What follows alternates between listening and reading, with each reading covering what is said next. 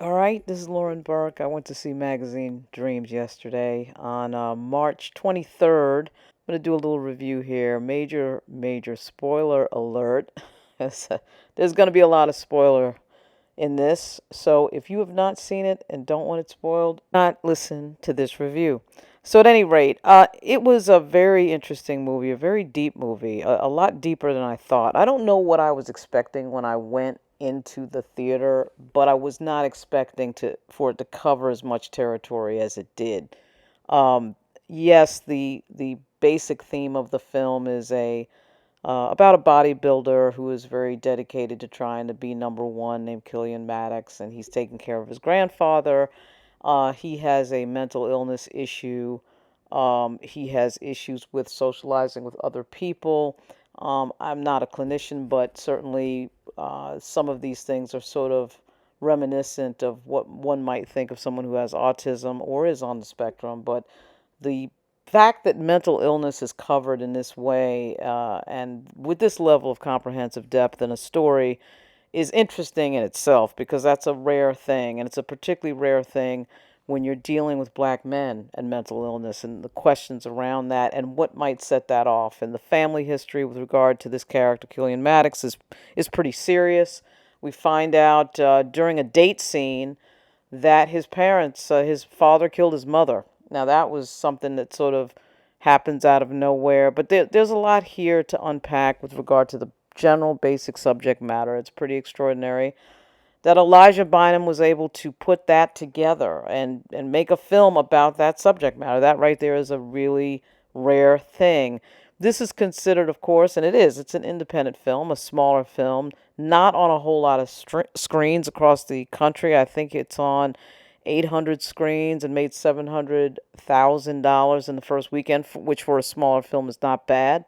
There's some obvious attempts out there by Deadline in particular. I'm so surprised that Deadline is criticizing Jonathan Majors to try to make something of that. I'm not sure that that's a particularly serious criticism because small films don't make that much money, don't get on a lot of screens. In fact, the theater that I saw it in, I was trying to see it really early in the morning, as early as I could, in the general area that I was in, but I didn't feel like going far away. I found it at a theater that was playing it at 10:55 a.m.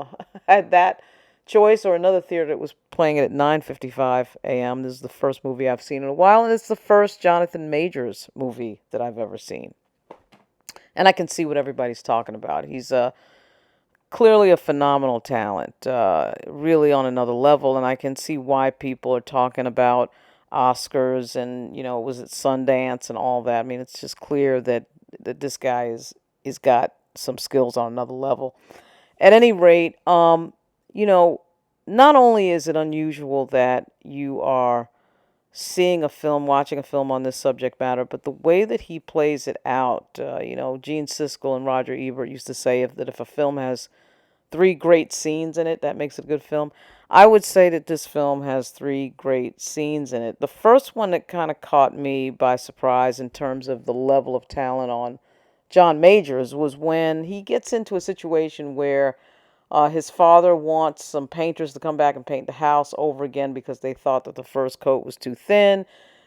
Jonathan Majors' character, Killian, calls the painters to come and paint the house again. Of course, they don't want to do it unless they pay again. Killian ends up going to the location of these painters and breaking and busting all their windows up and tearing the place apart. They track him down scenes later on his way to a bodybuilding competition, and they beat him up. Three guys beat him up. And Majors is on his way to the competition. He decides to go anyway. And he goes in what is a real state of disarray, as one might imagine. He is beaten up about the face. He's bleeding. And he walks in the door and rips his clothes off, and he's basically in a moment of mental illness crisis. He's in a mental illness crisis. But he wears what he would wear when you're performing as a bodybuilder, which is really not much. Sort of looks like a little bathing suit, and he gets on stage and he does all the moves. But of course, as he's doing this, as he's acting this out, I mean, it was a pretty shocking scene. People say that oh, this movie is hard to watch. I actually did not. I've watched other movies that were more difficult to watch than this one. But that particular scene was definitely a scene where you say to yourself, this guy is an actor is not going to be stopped, and unless he stops himself, his talent is not going to stop him. And that scene to me was a great example of it. Is like one of these scenes that is the scene that if you're trying to win an Oscar, that would be the scene. So he's got that scene, and then he's got a scene on a date where it really is just a two-person scene, in a lot of ways a very basic scene, but it's a very complex scene at the same time. It's with the actress Halle Bennett, who is not in the movie that much. Really, nobody else is in the movie that much. This is really Jonathan Majors' movie, and again, made in 2023. And this scene is pretty intense. There's sort of a trigger going on. We realize with the character where when he gets upset about something, he starts eating off of his diet and starts eating things he shouldn't eat. There's this whole big thing made about what bodybuilders eat and what they don't eat, what's unhealthy and what is healthy, and of course when he gets upset, he totally gets off of that. So that scene with Haley Bennett and the scene where he has the mental break on his way to the competition, to me, are like sort of on this other level. And then we have a third scene that happens later in the movie. Interestingly enough, this movie, for a moment, I thought was going to be about a mass shooting. It turns out that it was not about a mass shooting at the end, but certainly you got the feeling that it could be. It could be that.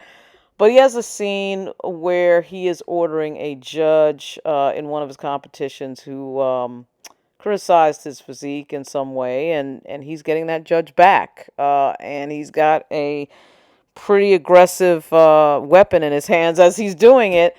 And that scene is the other one. I think that's probably the third scene in the movie where it's like, whoa, it's a combination of Elijah Bynum's writing and the acting of Jonathan Majors that come together particularly well.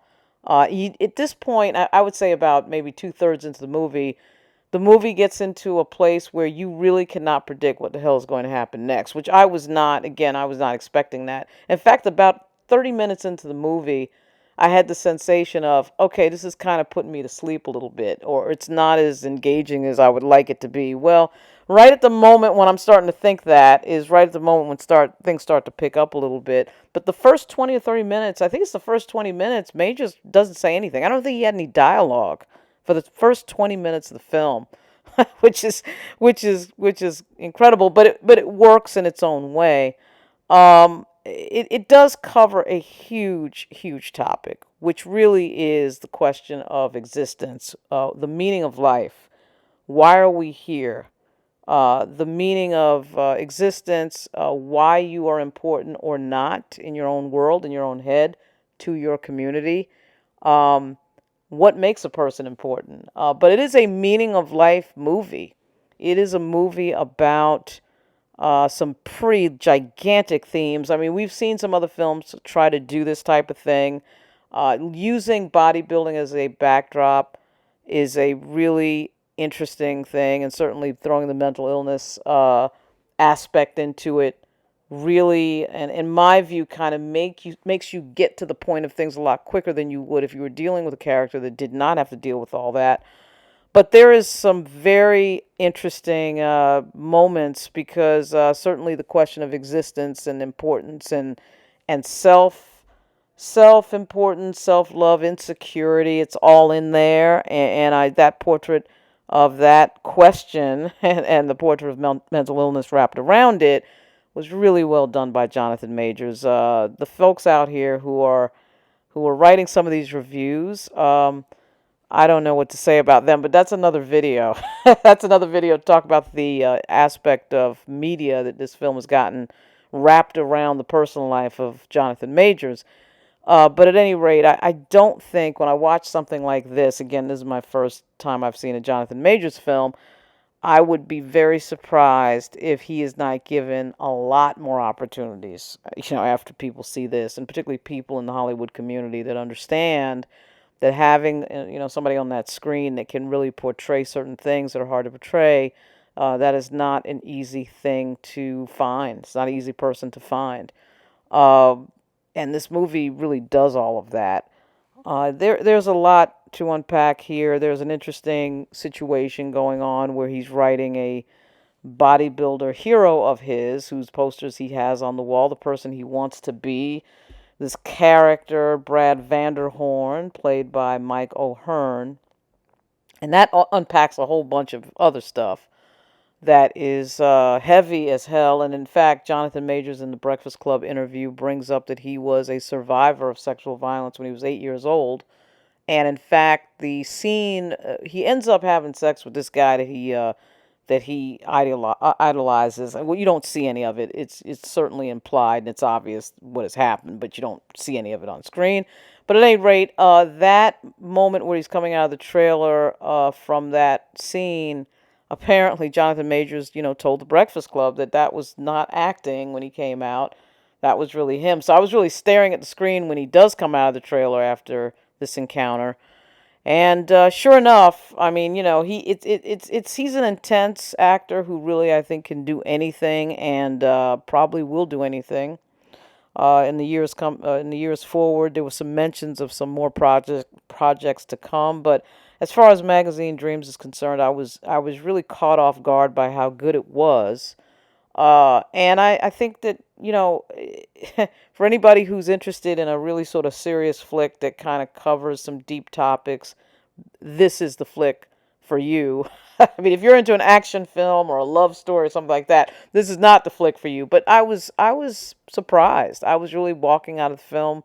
It was hard to get it out of my head. It's hard to forget about. Some movies you go to might be really great movies, but you kind of forget it maybe, 30 or 40 minutes later. This is one that kind of sticks with you a little bit more, a little bit longer than that, because like I said, the themes are extremely deep. One last thing I will say is a shout out to Elijah Bynum with regard to the choices in music in this film. There was a lot going on with that. They had Patti Smith, there was some death metal, there was some opera, and it worked. It really worked. Some of it was hitting you over the head a little bit. The editing was very interesting in some of the scenes where they had the death metal pieces because they had a habit of cutting them off sharp. You just have a death metal song playing and all of a sudden it would just go off all of a sudden. Then in other cases, he was blending music. He was blending genres. He was blending opera with country. I mean, there was some very interesting Martin Scorsese-like choices when it came to the music in this film. I stayed to the very, very end to read, who was involved in some of these songs, and it was a really interesting musical journey there for this film. Wasn't expecting that as well. So, congratulations to Elijah Bynum for taking this on. It's a big, big piece of subject matter on a very serious set of topics. And congrats to John Majors because, I can see how somebody could read the script for this. The dialogue was pretty.